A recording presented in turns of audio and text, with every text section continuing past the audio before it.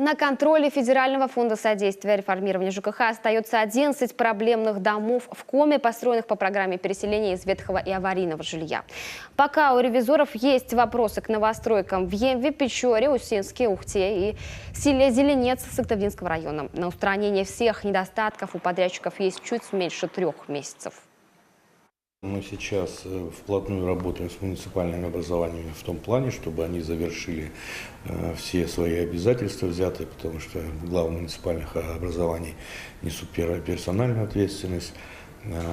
Срок у них стоит до конца августа, это вполне реальный срок для того, чтобы выполнить все те замечания, которые были. В принципе, там основные все замечания связаны с тем, что их невозможно выполнять в осенне-зимний период. Поэтому все лето впереди, никто не мешает устранить и отчитаться. В этом году необходимо переселить 1324 человека из 140 многоквартирных домов.